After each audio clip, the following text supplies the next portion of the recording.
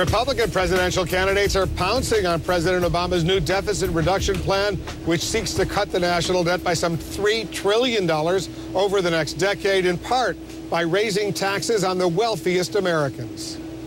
And joining us now from Waterloo, Iowa, Republican Congresswoman.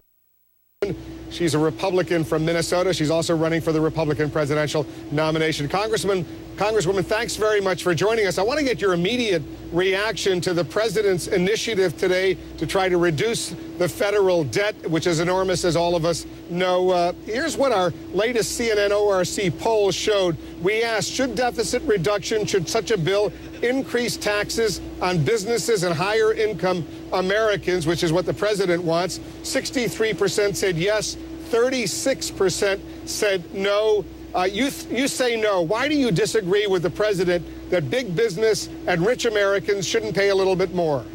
Well, because we already have these entities paying taxes. And again, the most important thing is that we focus on job creation. And what we know is that this will not create new jobs. It may be a good soundbite for the president. It may work for his political interests, but it doesn't work for job creation. And right now, this can't be about the president. This has to be about the American people and whether or not we're going to have jobs created. Let me give you the answer of one businessman here in Iowa today. I'm standing here on the shop floor in Waterloo, Iowa, of a great company called OMJC, very hardworking company. Before that, I was in Northeast Iowa, and it was at a company called Sukup, and they create the grain storage bins. They have about 500 employees. I asked them this morning, Wolf, about the president's jobs plan. They heard it. They had one word. They said disaster. It's going to be a disaster for their business and their company because they said it brings more uncertainty, increased taxes, increased government spending, everything that hasn't worked in the past. They're now going to have more of and double down, and they just thought it was a disaster. Because the president cites Warren Buffett, the billionaire investor, as you know. He recently wrote an op-ed saying it's unfair that on his income he might pay 17% in federal income tax, whereas his secretary or some people who work for him might pay 35%, which is the top income tax rate right now. You're a tax lawyer. Is that fair? Because the president says he wants to create a new Buffett rule to change that so Warren Buffett and other billionaires would pay the same rate as middle-income Americans. Well, then it sounds like the president would favor a flat tax. There's a lot of Republicans that would favor a flat tax, too, so that everyone pays the same rate. And, of course, what that would mean then is doing away with the loopholes for everyone. But, of course, in the president's plan, he plans to have only some Americans have the benefit of the home mortgage interest deduction, and he plans to have only some Americans benefit from charitable giving, and he plans to only have some Americans benefit from being able to write off what they already pay in state and local income taxes. The president is being very discriminatory in what his plans are, and he is once again proving himself to be the great divider rather than the great uniter. All right, let's move on and clear up a couple of the issues that came up at the debate that I moderated in Tampa a week ago on that HPV vaccine. For example, you've been criticized, as you well know, Congresswoman, for repeating a story that some woman told you after the debate that her daughter became mentally retarded as a result of getting that vaccine, and all the experts saying that's not possible. Do you want to clarify exactly where you stand on that specific point?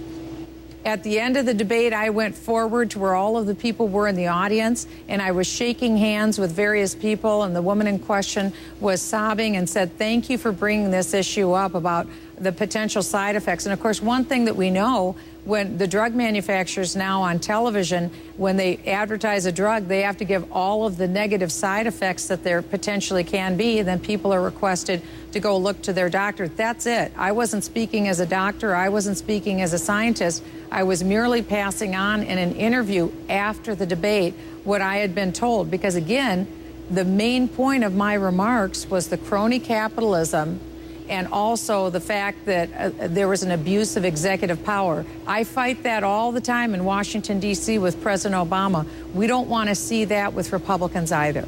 The CNN contributor, the Republican strategist, Mary Matlin, here in the Situation Room the other day, she really went after you because you haven't backed away from that, what you repeated, that woman saying. I'm going to play a little clip because I want to give you a chance to respond to Mary Madeline. Listen to this. What is not legit is to just make up stuff like the vaccine causes mental retardation. It follows a troublesome pattern of her having done that in the past. So and whatever his executive order and his position on HPV, 41 states have addressed this issue in some form or fashion. 20 states, including Minnesota, have something on the books. So it's not some outlier issue, but she's in perilous danger of branding herself batty. I hate to say that, but she ought to pull back, not double down. All right, I want you to respond to Mary Madeline. You're in perilous danger of branding yourself batty, she said. What do you say to Mary Madeline? Well, and of course, this is something that someone had said to me, a mother who was very concerned. And I think we've already addressed this issue, that the real point that I made in the debate when you were there is the fact that this is an abuse of executive privilege, which the governor, in fact, admitted that he did make a mistake. And also, this is a real issue of crony capitalism. It's very significant that the president's former chief of staff was the chief lobbyist for this drug company, and the drug company was putting pressure on the governor to issue an executive order to mandate that little innocent 12-year-old girls be forced to take this potentially dangerous drug. That's really what the point was in the debate. So a lot of people are missing the main point, and the main point is the crony capitalism and abuse of executive power, which the governor himself admitted he made a mistake in doing. All right, there's much more of my interview coming up with Michele Bachmann. She's going to explain why she thinks that President Obama doesn't have Israel's back here at the United Nations right now. Plus, new details of a massive weather satellite expected to crash to Earth in a matter of days. More now of my interview with Republican presidential candidate Michele Bachmann, a sharp critic of President Obama, as we all know, especially when it comes to his handling of the Middle East. Let me switch to foreign policy, national security for a moment, Congresswoman. I'm here at the United Nations. There's going to be a big debate over the creation of a Palestinian state at the General Assembly, maybe the Security Council this week. If you were president of the United States, and you want to be president of the United States, what, if anything, would you do to deal with this issue? Well, I think I would not have done what President Obama did, which was not stand by Israel. Very early on, the President of the United States needed to stand up and say that the United States would have Israel's back. Instead, the president made a very unwise move in May when he called upon Israel to retreat to its indefensible 1967 borders. That sent a profound signal to other nations that surround Israel, especially those with hostile designs on Israel. Now we're in a very difficult situation where it appears that the president of Iran, Ahmadinejad, will be in the United States and also be a part of pressing for Palestinian statehood. Now, the problem with that is that Palestine is seeking to do that without, A, recognizing Israel's right to exist, or Israel's right to defend herself, or renounce terrorism against Israel. It's very important that they have to negotiate with Israel, not have this imposed on Israel. So the president sent very bad signals. Now we're in a position of weakness. And also, it hasn't helped to have the overspending that we've had and the borrowing from other nations like China. This has put us in a position of weakness when we are now the largest debtor nation in the world, as opposed to the early 1980s under Reagan, when we were the largest creditor in the world. And so that's reduced our standing at the UN as well. We're almost out of time, Congresswoman, but the president also said Israel should negotiate on the basis of those pre-67 borders, but then he added the phrase with mutually agreed land swaps, meaning there would be changes from the pre-67 lines. Is that not acceptable to you? I think Israel's given away more than enough of its land. I don't believe that Israel should have to give away any more of its land. We saw when Israel, I believe it was back in 2005 or thereabouts, when Israel gave up Gaza. When that happened, there has been very few days that have gone by that Israel has not received attacks from Gaza.